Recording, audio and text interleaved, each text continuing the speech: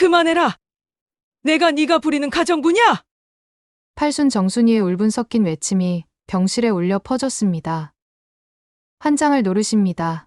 아파서 입원한 시어머니에게 며느리의 대답이 고작 그거라니요. 대체 며느리는 무슨 말을 했고 이 모든 일이 어떻게 시작되었을까요? 오늘의 사연 이야기를 들려드리겠습니다. 여러분의 구독과 좋아요는 희망과 삶의 이야기를 만드는데 응원이 됩니다. 새벽 5시, 아직 창밖이 어스름한 시간에 정순이의 눈이 떠졌습니다. 오랜 세월 몸에 밴 습관처럼 어김없이 깨어나는 시간이었습니다. 무릎 관절이 시큰거리고 허리가 뻐근했지만 침대에서 일어나 슬리퍼를 신었습니다. 집 안은 고요했고 거실 창문 사이로 스며드는 희미한 새벽빛만이 하루의 시작을 알렸습니다. 또 하루가 시작되는구나. 80이 넘은 나이에도 여전히 해야 할 일들이 산더미처럼 기다리고 있었습니다. 잠시 주방 의자에 앉아 무릎을 주물렀습니다. 어제보다 더 아픈 것 같았지만 이런 고통에 익숙해진 지 오래였습니다. 그 평온한 시간도 잠깐 아기 방에서 서연이의 울음소리가 들려왔습니다. 8개월 된 둘째 손주는 밤새 몇 번이나 깼다 잤다를 반복했고 이제 또 기저귀가 젖었거나 배가 고픈 모양이었습니다. 아고, 우리 강아지, 할머니가 왔다. 정순이는 무거운 몸을 이끌고 아기 방으로 향했습니다. 서연이를 안아 올리는 순간 작고 따뜻한 몸의 온기가 전해졌습니다. 아무리 힘들어도 손주를 안고 있으면 마음 한구석이 따뜻해졌습니다. 이 작은 생명체가 자신을 찾아올 때마다 가슴이 아프면서도 사랑스러웠습니다. 기저귀를 갈면서 서연이의 작은 손과 발을 바라봤습니다. 정말 작고 연약한 존재였습니다. 분유를 타러 주방에 가는 길에 8살 준호의 방에서 뒤척이는 소리가 들렸습니다. 곧 잠에서 깨어나올 모양이었습니다. 할머니, 배고파. 역시나 준호가 비비적거리며 나왔습니다. 부스스한 머리와 잠에서 덜 깬 눈으로 정순이를 바라보는 모습이 여전히 품의 아이 같았습니다. 그래, 밥 해줄게. 잠깐만 기다려. 한 손으로는 서연이를 품에 안고 다른 손으로는 준호의 아침밥을 준비했습니다. 가스레인지에 국물을 끓이고 계란을 후라이팬에 부치는 동안 서연이는 계속 보챘습니다. 언제까지 이렇게 살아야 할까? 이런 아침이 벌써 8년째 계속되고 있었습니다. 정순이는 문득 남편 없이 혼자 준석이를 키워낸 그 시절을 떠올렸습니다. 그때도 쉽지 않았지만 지금과는 달랐습니다. 그때는 하나만 키우면 됐고 무엇보다 자신의 아이였습니다. 하지만 지금은 손주 둘을 돌보면서도 누구에게 하소연할 수도 없었습니다. 오전 7시가 되자 집 안이 분주해졌습니다. 며느리 미영이가 화장실에서 샤워하는 소리가 들렸고 아들 준석이도 일어나 면도를 하고 있었습니다. 정순이는 조용히 각자의 아침상을 준비했습니다. 미영이가 좋아하는 토스트를 굽고 원두커피를 내렸습니다. 준석이를 위해서는 따뜻한 미역국과 밥을 차렸고 준호에게는 영양을 생각해서 계란말이와 우유를 준비했습니다. 어머니, 준호 학원차 시간에 맞게 내보내주세요. 지난번처럼 놓치시면 안 돼요. 미영이가 서둘러 출근 준비를 하며 건조한 목소리로 말했습니다. 화장을 마치고 구두를 신으면서 던진 말이었습니다. 정순이는 아무 말 없이 고개만 끄덕였습니다. 아이의 공부도 중요하긴 하지만 진심으로 고맙다는 말 한마디 받아본 적 없습니다. 그나마 함께 있기에 아이들을 돌볼 수 있어 다행이라고 생각해야 했습니다. 준석이도 서둘러 아침을 먹고 출근했습니다. 회사 일이 바쁘다며 항상 시간에 쫓기듯 나가는 아들의 모습을 보면 안쓰러웠습니다. 하지만 동시에 서운함도 들었습니다. 아들도 며느리도 정순이가 얼마나 힘든지는 관심이 없어 보였습니다. 준석이와 미영이가 나간 후 집은 다시 조용해졌습니다. 준호는 학교에 가야 하고 서연이는 하루 종일 돌봐야 했습니다. 설거지를 하고 준호의 가방을 챙겨주고 학교까지 데려다 주는 일이 기다리고 있었습니다. 정순이는 준호와 함께 집을 나서며 아침 공기를 마셨습니다. 늦가을 바람이 차가웠지만 상쾌했습니다. 준호의 작은 손을 잡고 걸으면서 아이의 하루 일정을 떠올렸습니다. 학교가 끝나면 수학학원, 그 다음엔 영어학원, 저녁엔 피아노까지. 8살 아이의 스케줄이 어른보다도 바빠 보였습니다. 할머니, 오늘도 학원 가기 싫어. 준호가 작은 목소리로 말했습니다. 아이의 표정에서 피로가 엿보였습니다. 그래도 가야지. 엄마가 시키는 거니까. 정순이는 준호의 머리를 쓰다듬어 주었습니다.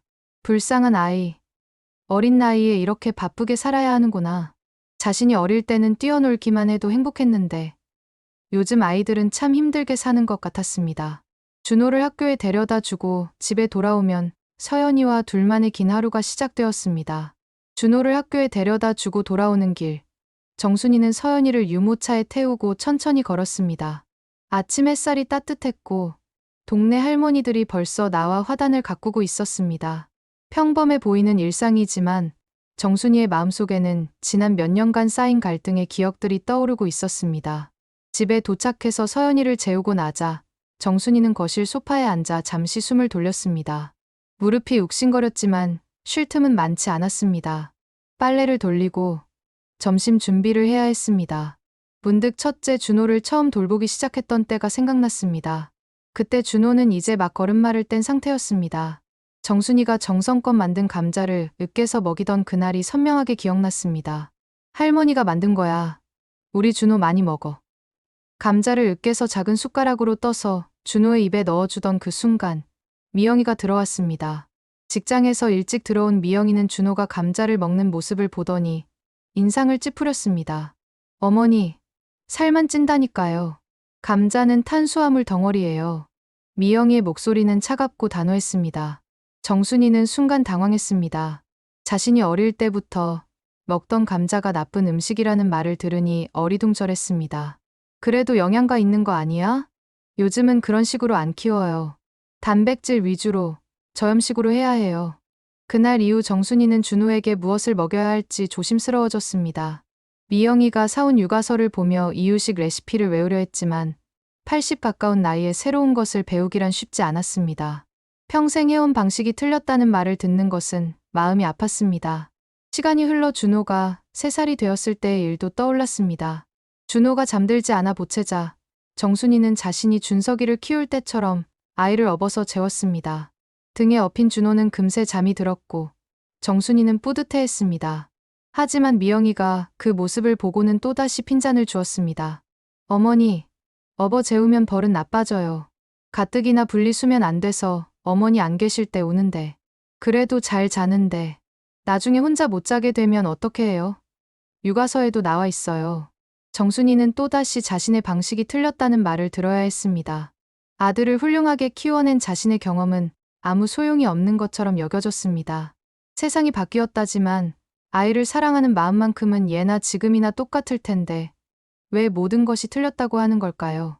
그 후로도 크고 작은 갈등들이 계속되었습니다. 준호가 5살이 되어서는 학습지와 영어 교육 문제로 또 한 번 부딪혔습니다. 정순이는 아이가 놀면서 자연스럽게 배우는 것이 좋다고 생각했지만 미영이는 달랐습니다. 어머니, 요즘은 5살 되면 한글 다 떼요. 우리 애만 안 시킬 수 없잖아요. 5살 준호의 하루 일정표를 보며 정순이는 놀랐습니다. 한글 학습지, 수학 학습지, 영어 DVD, 피아노까지. 어린아이가 언제 뛰어놀 시간이 있을까 싶었습니다. 이렇게 많이 시켜도 될까? 아직 어린데 어머니는 모르세요. 요즘 경쟁이 얼마나 치열한지. 지금부터 안 하면 나중에 따라갈 수가 없어요. 정순이는 더 이상 할 말이 없었습니다. 자신이 모르는 세상의 이야기였습니다. 하지만 마음 한구석에서는 아이가 불쌍하다는 생각이 들었습니다.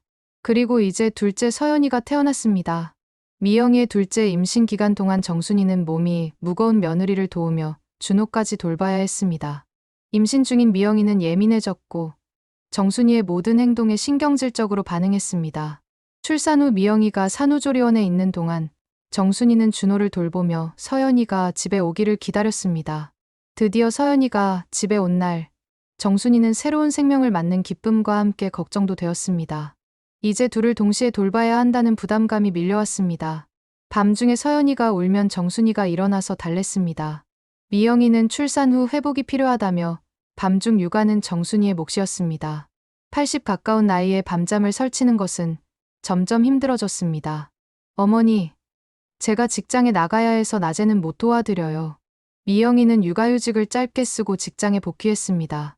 그 말은 서연이의 모든 돌봄이 정순이에게 맡겨진다는 뜻이었습니다. 분유 타기, 기저귀 갈기, 목욕시키기, 재우기까지. 동시에 준호의 학교 준비와 학원 픽업까지 해야 했습니다. 어느 날 밤, 서연이가 계속 울어서 정순이가 안아서 달래고 있었습니다. 아이가 열이 있는 것 같아 걱정이 되었지만 미영이는 내일 중요한 회의가 있다며 먼저 잠자리에 들었습니다. 새벽까지 서연이를 돌보며 정순이는 생각했습니다. 언제까지 이렇게 살아야 할까? 몸은 점점 힘들어지는데 해야 할 일은 늘어만 갔습니다. 그래도 손주들을 사랑하는 마음 때문에 참고 견뎠습니다. 하지만 세월이 흐르면서 갈등의 골은 점점 깊어만 갔습니다. 정순이의 정성과 노력은 당연한 것으로 여겨졌고 조금이라도 자신들의 방식과 다르면 지적을 받았습니다. 감사의 마음보다는 불만의 목소리가 더 많이 들려왔습니다. 오늘따라 준호가 유난히 지쳐 보였습니다. 학교에서 돌아온 준호는 평소처럼 곧바로 수학학원에 가야 했지만 현관에서 신발도 제대로 벗지 못하고 주저앉아 있었습니다. 할머니, 오늘은 학원 안 가면 안 될까? 준호의 목소리에는 간절함이 묻어 있었습니다. 정순이는 아이의 얼굴을 자세히 들여다봤습니다. 눈 아래로 다크서클이 생겼고 평소보다 얼굴이 창백해 보였습니다. 8살 아이가 어른처럼 지쳐 보이는 모습이 안쓰러웠습니다. 그래도 엄마가 가라고 했잖아. 한 번만 쉬면 안 돼? 준호가 정순이의 옷자락을 잡으며 애원하듯 올려다봤습니다. 정순이의 마음이 흔들렸습니다. 아이가 이렇게 힘들어하는데도 학원을 보내야 하나 싶었습니다. 하지만 미영이가 정해놓은 스케줄을 함부로 바꿀 수는 없었습니다. 그때 유모차에서 서연이가 울기 시작했습니다. 오후 낮잠 시간이 되어 보채는 모양이었습니다. 정순이는 잠시 고민했습니다. 준호는 지쳐있고 서연이는 울고 있는 상황에서 무엇을 먼저 해야 할지 막막했습니다. 그래, 오늘은 특별히 공원에나 가자. 정순이가 말하자 준호의 얼굴이 환해졌습니다. 오랜만에 보는 밝은 표정이었습니다. 정순이는 마음속으로 미영이에게 혼날 각오를 했습니다. 하지만 아이가 이렇게 좋아하는 모습을 보니 옳은 결정을 한 것 같았습니다. 정말로 공원 가는 거야? 그래. 할머니가 주먹밥도 싸줄게. 정순이는 서둘러 간단한 주먹밥을 만들었습니다. 준호가 좋아하는 참치마요, 주먹밥과 김 주먹밥을 만들고 서연이를 위한 분유와 기저귀도 챙겼습니다. 준호는 신이 나서 자기 가방에 색연필과 스케치북까지 챙겼습니다. 동네 공원은 평일 오후라 한적했습니다. 나무 그늘 아래 벤치에 앉아 정순이는 서연이를 무릎에 앉히고 준호는 옆에서 주먹밥을 맛있게 먹었습니다. 오랜만에 평화로운 시간이었습니다. 할머니, 이거 정말 맛있어. 엄마가 사주는 것보다 훨씬 맛있어. 준호가 입가에 밥알을 묻히며 웃었습니다. 아이의 웃는 얼굴을 본 지가 언제였는지 기억이 나지 않았습니다. 항상 학원 가기 싫다고 투정 부리거나 피곤해하는 모습만 봤는데 이렇게 밝게 웃는 모습이 얼마나 소중한지 새삼 느꼈습니다. 우리 준호가 좋아하니까 할머니도 기뻐. 정순이는 준호의 머리를 쓰다듬어 주었습니다. 서연이도 바깥 공기를 마시며 평소보다 기분이 좋아 보였습니다. 유모차에서 나와 정순이 무릎에 앉아 주변을 호기심 가득한 눈으로 바라보고 있었습니다. 할머니, 나 그림 그려도 돼? 준호가 가져온 스케치북을 펼치며 물었습니다.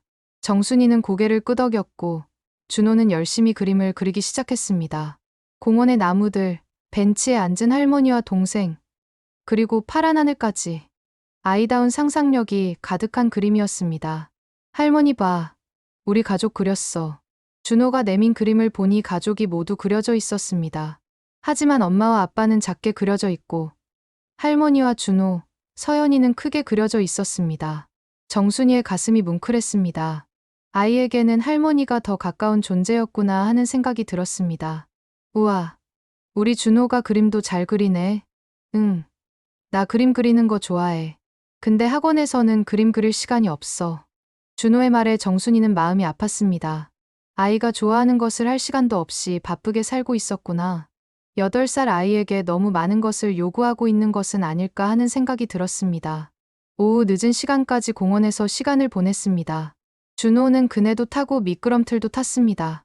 서연이는 정순이 품에서 나무 잎사귀가 바람에 흔들리는 모습을 신기하게 바라봤습니다. 모처럼 가족만의 평온한 시간이었습니다. 집에 돌아올 시간이 되자 준호가 아쉬워했습니다. 할머니, 내일도 공원 가자. 그건 안 돼. 내일은 학원 가야지. 왜 맨날 학원만 가야 해? 친구들이랑 놀고 싶어. 준호의 표정이 다시 어두워졌습니다. 정순이도 마음이 무거워졌습니다. 아이가 원하는 것을 해주고 싶지만 현실은 그렇지 않았습니다. 집에 도착하자마자 정순이는 저녁 준비를 시작했습니다. 준호는 방에서 숙제를 하고 서연이는 놀이매트에서 혼자 놀고 있었습니다. 평상시와 다름없는 저녁 풍경이었습니다. 오후 6시쯤 미영이가 퇴근했습니다. 하지만 현관문을 열고 들어서는 미영이의 얼굴은 이미 화가 나 있었습니다. 학원에서 연락이 온 모양이었습니다. 이준호. 미영이가 준호의 이름을 부르며 거실로 들어왔습니다. 날카로운 목소리에 준호가 움츠러들었습니다. 학원 왜 안 갔어? 선생님이 연락하셨어. 미영이는 가방도 내려놓지 않은 채 준호를 다그쳤습니다. 정순이는 가슴이 철렁했습니다. 학원에서 연락이 갔다는 생각을 못했습니다. 엄마, 오늘은 할머니랑 공원에 갔어. 준호가 작은 목소리로 대답했습니다. 미영이의 시선이 정순이에게로 향했습니다. 어머니, 정신이 있으신 거예요, 없으신 거예요? 오늘 진도가 얼마나 중요한데? 미영이의 목소리가 날카로워졌습니다. 준호가 더욱 움츠러들었고 서연이도 엄마의 큰 목소리에 놀라 울기 시작했습니다. 애가 너무 힘들어하길래 힘들어해도 가야 하는 거예요. 다른 애들은 다 가는데 우리만 빠지면 어떻게 해요? 미영이는 화가 나서 목소리를 높였습니다. 정순이는 아무 말도 할 수 없었습니다. 좋은 마음으로 한 일이었는데 이렇게 혼나야 하는 현실이 억울했습니다. 학원비 얼마나 내는 줄 아세요? 한 번 빠지면 진도 못 따라가요. 미영이는 계속해서 잔소리했습니다. 정순이는 묵묵히 듣고만 있었습니다. 변명할 수도 없었고 화낼 수도 없었습니다. 그저 오늘 오후에 평화로웠던 시간이 무너져 내리는 것 같았습니다.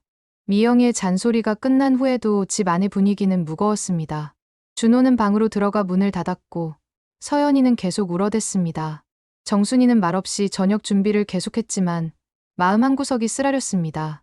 아이가 좋아하는 일을 한 번 해줬을 뿐인데 이렇게 심한 말을 들어야 하는 현실이 억울했습니다.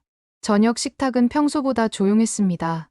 준석이가 회사에서 돌아왔지만 집 안의 어색한 분위기를 감지하고는 별말 없이 밥만 먹었습니다. 미영이는 여전히 기분이 좋지 않은 듯 준호에게 차갑게 대했습니다. 내일부터는 절대 학원 빠지면 안 돼. 알았어? 대답해야지. 이준호. 응. 엄마. 준호가 고개를 끄덕였지만 목소리에는 기운이 없었습니다. 정순이는 아이를 바라보며 마음이 아팠습니다. 오늘 오후 공원에서 보였던 밝은 모습은 온데간데 없이 사라졌습니다. 식사를 마친 후 준석이가 정순이에게 조심스럽게 다가왔습니다. 엄마, 오늘 일은 괜찮다. 내가 잘못했어. 정순이가 먼저 말을 끊었습니다. 아들이 자신을 변호해줄 수도 없다는 걸 알고 있었습니다. 준석이는 잠시 머뭇거리다가 아무 말 없이 돌아갔습니다. 밤이 깊어가자 정순이는 다시 서연이를 돌봐야 했습니다.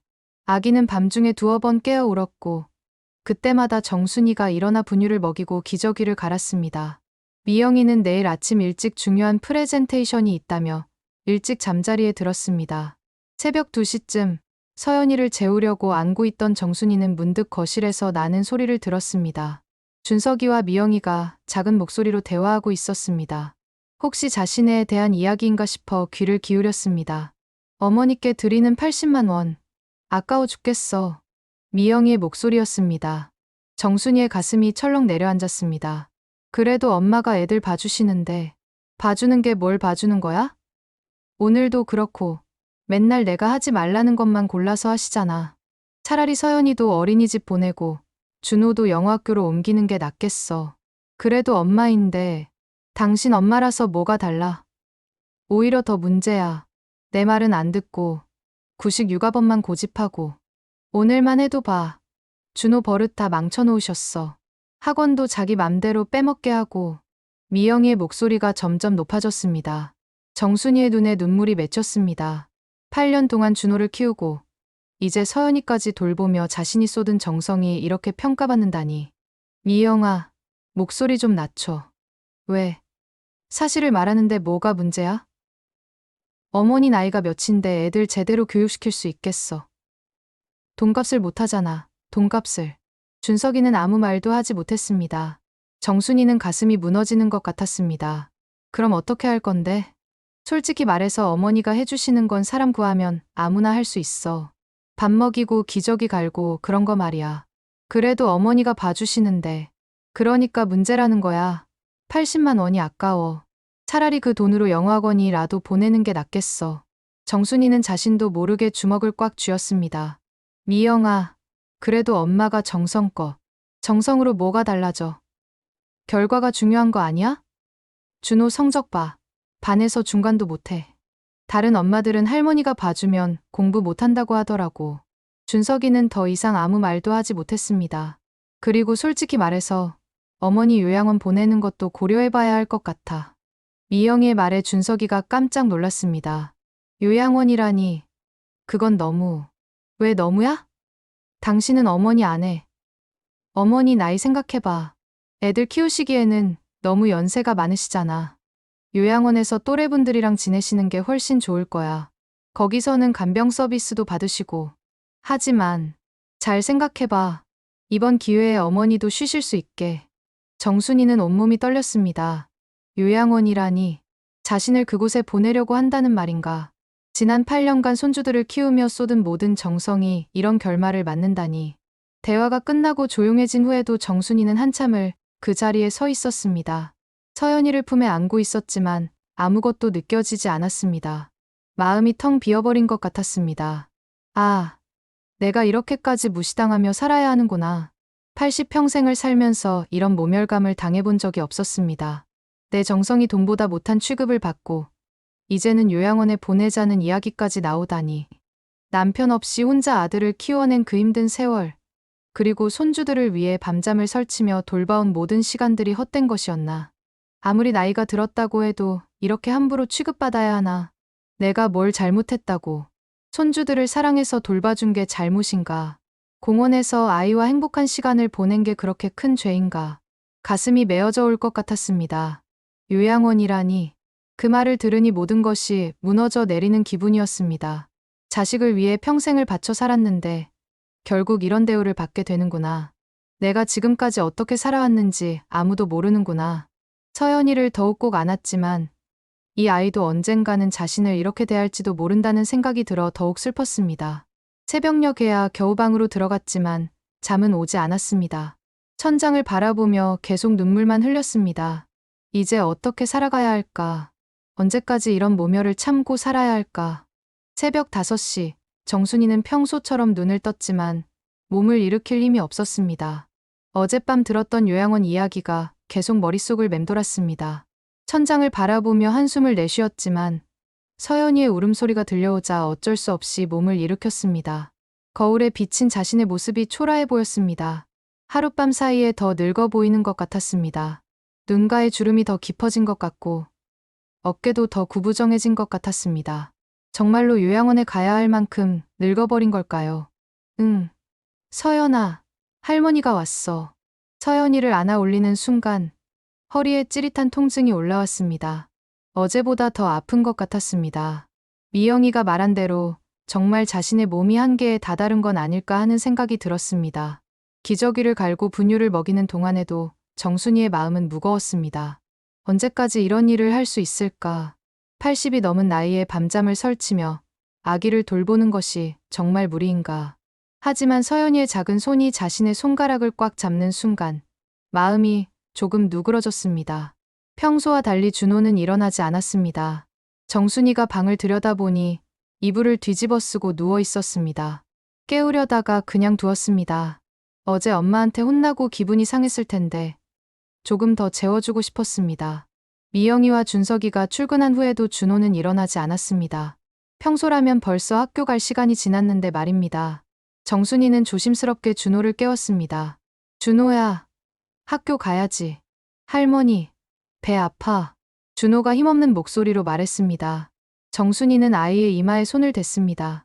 열은 없는 것 같았지만 얼굴이 창백해 보였습니다. 정말 아픈 건지 아니면 스트레스 때문인지 알 수 없었습니다.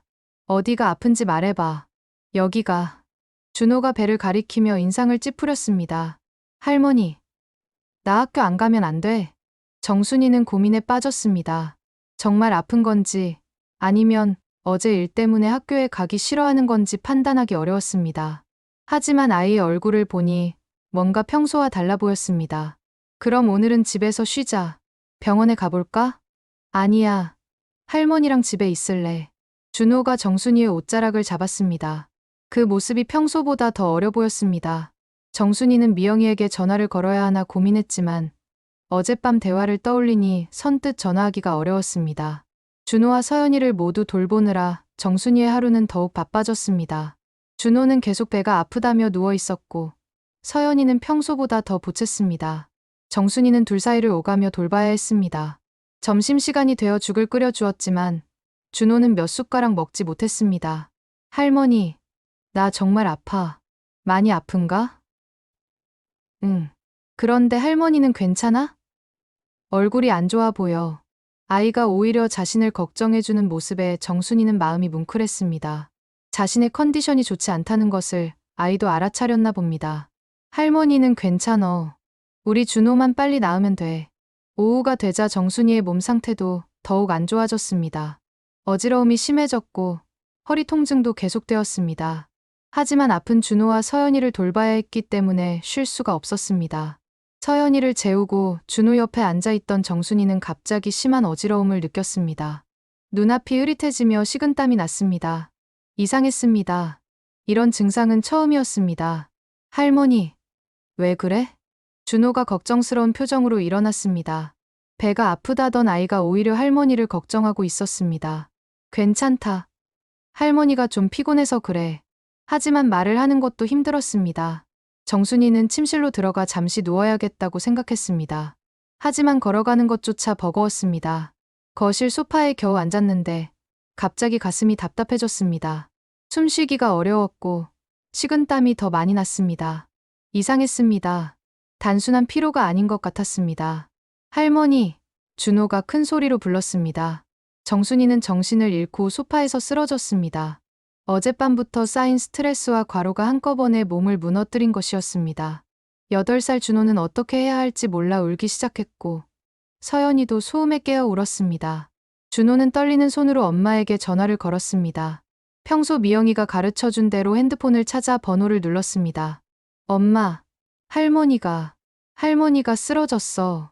준호의 울음 섞인 목소리가 전화기 너머로 들렸습니다. 하지만 전화는 음성사서함의 메시지만 들려왔습니다. 미영이는 중요한 회의 중이어서 전화를 받지 않았습니다. 준호는 떨리는 손으로 아빠 번호를 눌렀습니다. 아빠, 할머니가 쓰러졌어. 뭐라고? 준호야, 진정하고 천천히 말해봐.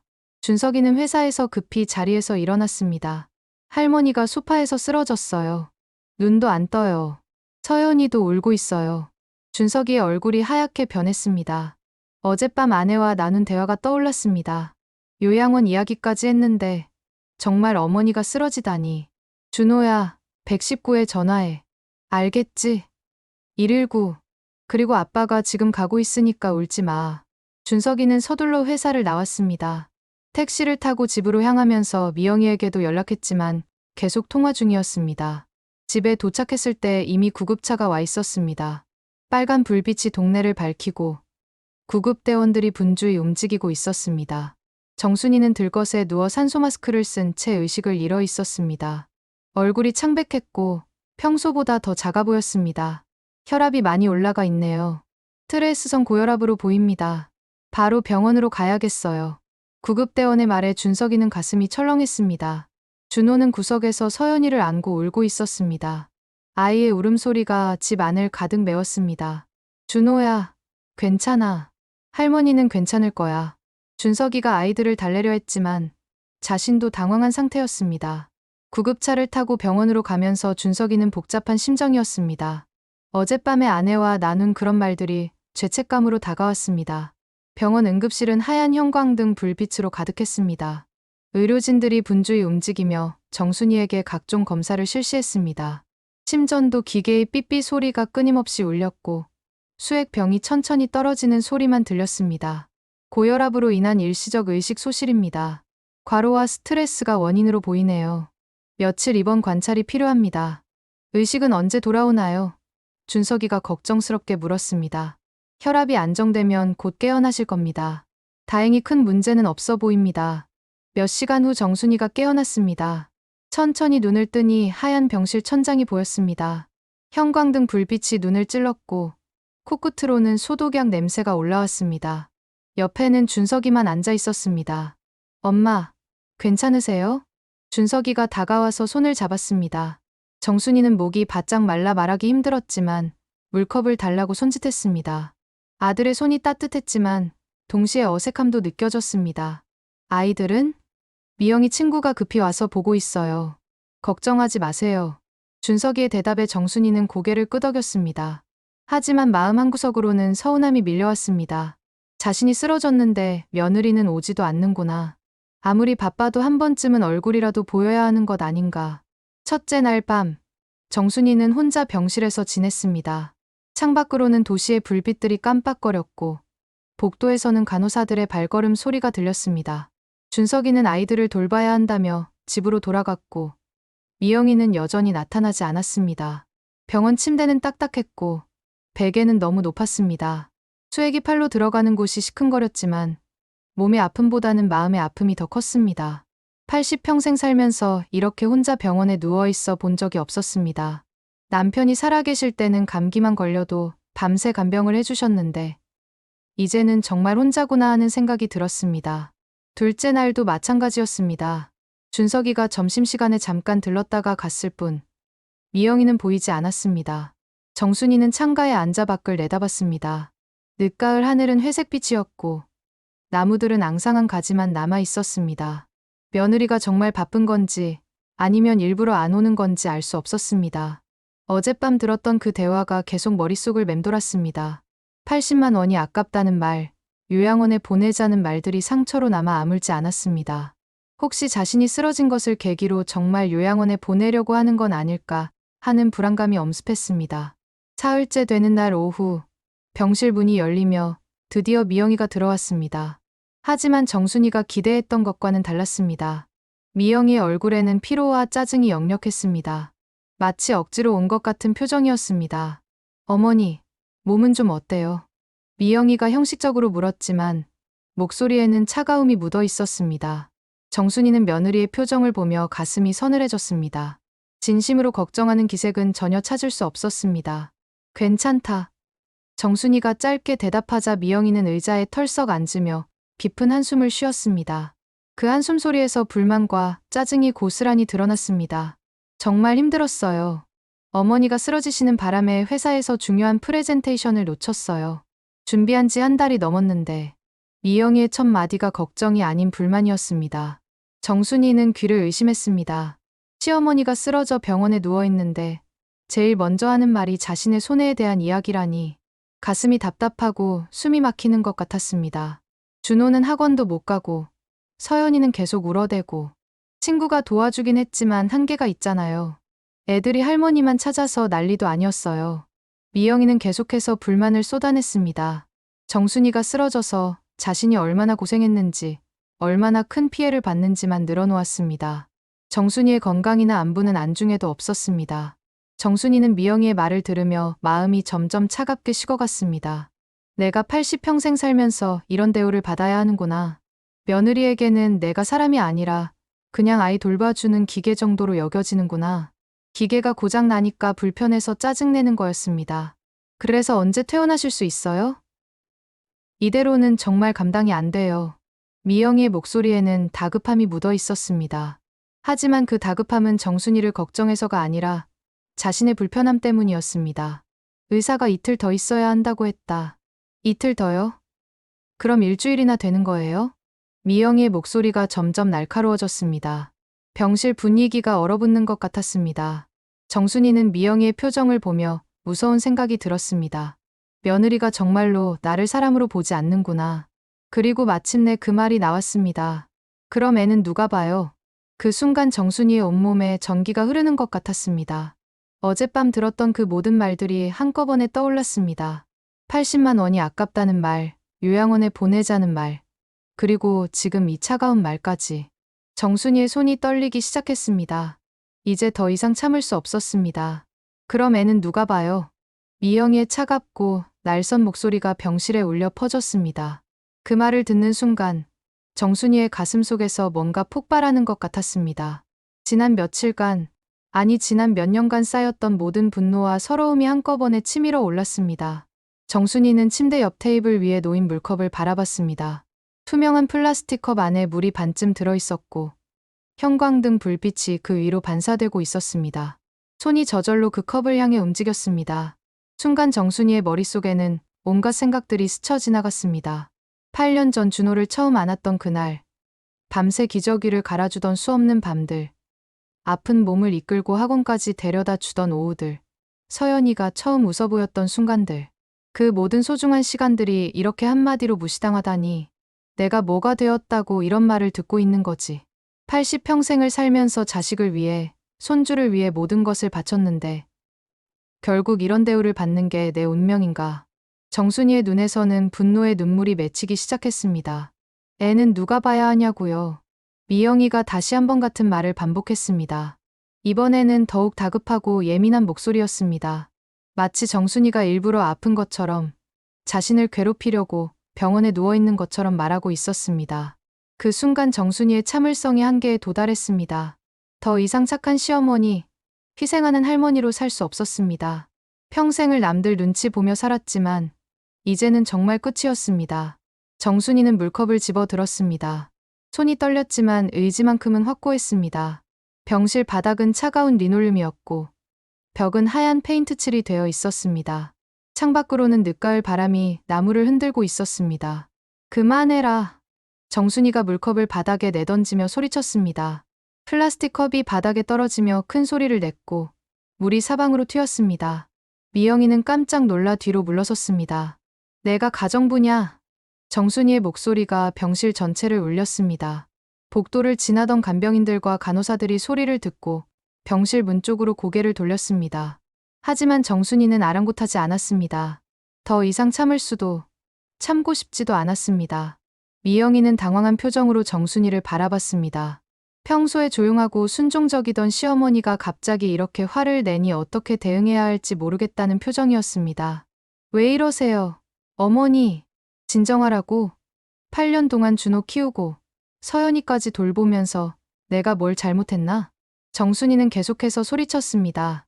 80년의 인생에서 이렇게 큰 소리를 낸 적이 몇 번이나 있었을까요? 하지만 지금은 소리를 지르지 않으면 가슴이 터질 것 같았습니다. 병실 문이 열리며 간호사가 들어왔습니다. 김정순 환자분, 무슨 일이세요? 다른 환자분들이 놀라시는데 갑자기 왜 이러시는지? 미영이가 간호사에게 손사래를 쳤습니다. 하지만 정순이는 멈추지 않았습니다.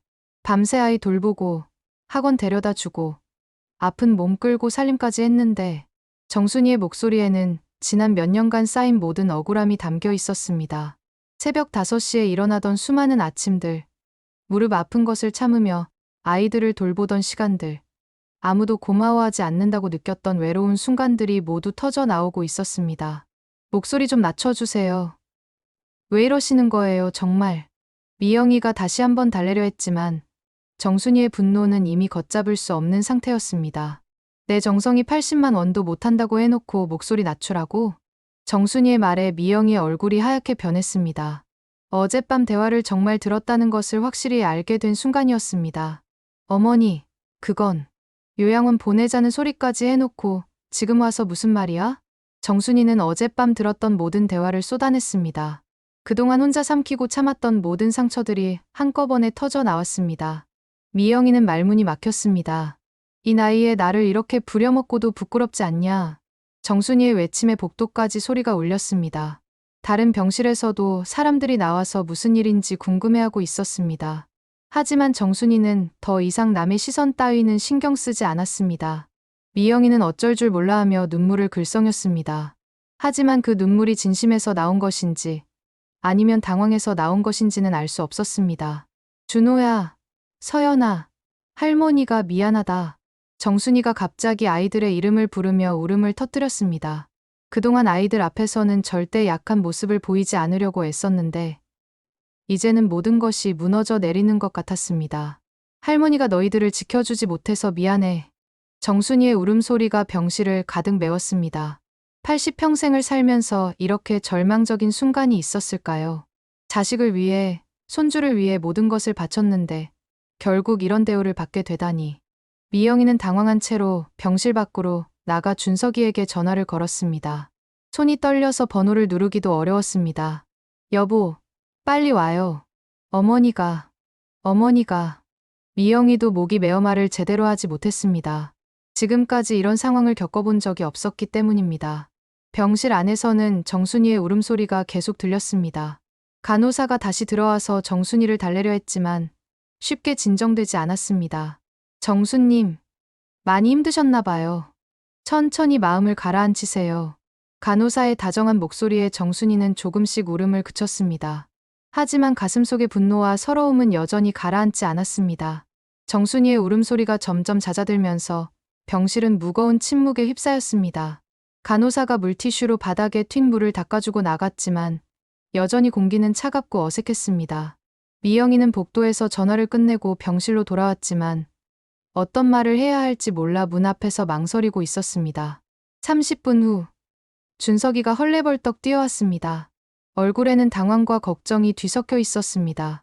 복도에서 미영이와 짧게 이야기를 나눈 후 조심스럽게 병실로 들어왔습니다. 엄마, 준석이가 침대 옆에 앉으며 조심스럽게 말을 꺼냈습니다. 정순이는 창밖을 바라보며 아무 말도 하지 않았습니다. 눈가에는 아직 눈물 자국이 남아 있었고 얼굴은 창백했습니다. 엄마, 미안해요. 준석이의 사과에 정순이가 천천히 고개를 돌렸습니다. 아들의 얼굴에서 진심이 느껴졌지만 이미 너무 많은 상처를 받은 후였습니다. 사과 한마디로 모든 것이 해결될 수 있는 문제가 아니었습니다. 미안하다고 해서 달라지는 게 있나? 정순이의 목소리는 차갑고 건조했습니다. 평생 아들 앞에서 이런 말투를 사용해 본 적이 없었지만 이제는 모든 것이 달라져 있었습니다. 엄마, 우리가 잘못 생각했어요. 미영이도 많이 반성하고 있고. 반성? 정순이가 쓴웃음을 지었습니다. 미영이는 여전히 병실 입구에서 들어오지 못하고 있었습니다. 8년 동안 당연하다고 여기던 것들을 하루아침에 반성한다고? 준석이는 할 말을 찾지 못했습니다. 어머니의 말이 틀리지 않았기 때문입니다. 그동안 너무나 당연하게 여겼던 어머니의 희생과 정성을 이제 와서 깨닫고 있는 자신이 부끄러웠습니다. 엄마, 그래도 우리 가족 아니에요? 가족? 정순이가 다시 한번 쓴웃음을 지었습니다. 그 말이 얼마나 공허하게 들리는지 준석이는 알까요? 가족이라면 서로 고마워할 줄도 알아야 하고 아플 때 걱정도 해야 하는 거 아니야? 지난 8년간 고맙다는 말 한 번 제대로 못 받아봤다. 내가 쓰러졌는데 3일 동안 얼굴도 안 비치던 사람이 가족이라고? 미영이가 문가에서 고개를 숙였습니다. 정순이의 말이 가슴에 비수처럼 박혔습니다. 하지만 변명할 말을 찾을 수 없었습니다. 정순이는 침대에서 일어나 창가로 걸어갔습니다. 다리에 힘이 없어 휘청거렸지만 준석이의 부축을 뿌리쳤습니다. 창밖으로는 늦가을 풍경이 펼쳐져 있었습니다.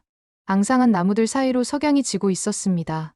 문득 정순이의 머릿속에 오래전 일이 떠올랐습니다. 준석이가 어렸을 때 혼자서 아이를 키우느라 힘들었던 그 시절 말입니다. 남편 없이 홀로 아들을 키우면서도 희망을 잃지 않았던 이유는 언젠가 아들이 자라서 자신을 보살펴줄 거라는 믿음 때문이었습니다. 그런데 지금은 어떤가요? 아들은 결혼을 하고 나서 아내 편만 들고 자신은 그저 무료 가정부 취급을 받고 있었습니다. 그토록 바라던 효도는커녕 짐덩어리 취급을 받으며 살고 있었습니다. 엄마, 앞으로는 달라질 거예요. 준석이가 뒤에서 말했습니다. 하지만 정순이는 더 이상 그런 말을 믿고 싶지 않았습니다. 몇 번이고 실망을 당해봤기 때문입니다. 달라진다고. 어떻게? 미영이랑 잘 얘기해볼게요. 그리고 앞으로는 엄마를 더 잘 모실게요. 모신다? 정순이가 돌아서며 아들을 바라봤습니다. 나는 모셔달라고 한 적 없어. 그냥 사람 취급만 받고 싶었을 뿐이야. 그 말에 준석이는 가슴이 아팠습니다. 어머니가 원한 것이 그렇게 대단한 것이 아니었다는 걸 이제야 깨달았습니다. 그저 가족 구성원으로서 존중받고 싶었을 뿐이었는데 그것조차 제대로 해주지 못했습니다. 이제 그만해라. 나도 지쳤다. 정순이가 한숨을 내쉬며 말했습니다. 80평생을 살면서 이렇게 지친 적이 있었을까요? 몸의 피로가 아니라 마음의 피로였습니다. 엄마, 난 더 못한다. 너희 새끼들 이제 너희가 길러라. 정순이의 선언에 준석이와 미영이는 당황했습니다. 정말로 더 이상 아이들을 돌보지 않겠다는 뜻인가요? 엄마, 그런 말씀 마세요. 왜 안 돼? 80만 원이 아까운 일을 왜 계속 시켜? 정순이의 말에 미영이가 얼굴을 들었습니다. 눈가에는 눈물이 고여 있었습니다. 어머니, 제가 잘못했어요. 정말 죄송해요. 미영이가 병실 안으로 들어오며 고개를 숙였습니다. 하지만 정순이의 마음은 이미 굳어져 있었습니다. 미안하다고 해서 달라지는 건 없어. 이미 너무 늦었어. 정순이는 다시 창가로 돌아서서 밖을 내다봤습니다. 멀리서 아이들이 뛰어노는 모습이 보였습니다. 준호와 서연이가 생각났습니다. 이 결정이 아이들에게는 어떤 의미일까요? 하지만 정순이는 더 이상 참을 수 없었습니다. 자신의 남은 인생을 이런 식으로 보낼 수는 없었습니다. 비록 아이들과 떨어져야 하더라도 자신의 존엄성을 지키는 것이 더 중요했습니다. 다음 날 아침, 정순이는 퇴원했습니다. 집으로 돌아가는 차 안에서 아무도 말을 하지 않았습니다. 준호와 서연이가 할머니를 반갑게 맞아주었지만 정순이의 마음은 이미 결정된 후였습니다. 그날 오후, 정순이는 준호와 서연이를 데리고 동네 공원으로 나갔습니다. 마지막이 될 수도 있는 시간을 아이들과 함께 보내고 싶었습니다. 공원 벤치에 앉아 아이들을 바라보며 정순이는 생각했습니다. 이 결정이 옳은 것일까? 하지만 더 이상 자신을 희생하며 살 수는 없었습니다. 할머니, 학원보다 이게 더 좋아요. 준호가 다가와서 정순이의 손을 잡으며 말했습니다. 아이의 순수한 미소를 보며 정순이는 눈물이 났습니다. 그래, 할머니도 좋다. 정순이가 준호의 손을 꼭 잡으며 대답했습니다. 그리고 마음속으로 다짐했습니다. 어머니가 아니라 그냥 늙은 사람 취급받은 세월. 그 빚은 이제 여기서 끝이다. 이제는 정순이로서, 한 인간으로서 존중받으며 살고 싶었습니다. 석양이 지는 공원에서 할머니와 손주들의 마지막 평화로운 시간이 흘러가고 있었습니다. 석양이 지는 공원에서 할머니와 손주들의 마지막 평화로운 시간이 흘러가고 있었습니다. 할머니, 학원보다 이게 더 좋아요. 준호가 다가와서 정순이의 손을 잡으며 말했습니다. 아이의 순수한 미소를 보며 정순이는 눈물이 났습니다. 그래, 할머니도 좋다. 정순이가 준호의 손을 꼭 잡으며 대답했습니다. 서연이도 유모차에서 할머니를 보며 방긋 웃었습니다. 이런 순간들이 얼마나 소중했는지 이제야 깨달았습니다. 집으로 돌아가는 길, 정순이는 마음속으로 다짐했습니다. 더 이상 무시당하며 살지 않겠다고. 80평생 남을 위해 살았지만 이제는 자신의 존엄성을 지키며 살겠다고. 할머니, 내일도 같이 놀자. 준호의 말에 정순이는 아이의 머리를 쓰다듬어 주었습니다. 우리 준호, 할머니가 항상 사랑한다는 거 잊지 마. 어머니가 아니라 그냥 보모 취급받은 세월. 그 빚은 이제 여기서 끝이다. 정순이는 석양을 바라보며 새로운 결심을 다졌습니다. 이제는 정순이로서, 한 인간으로서 존중받으며 살아가겠다고.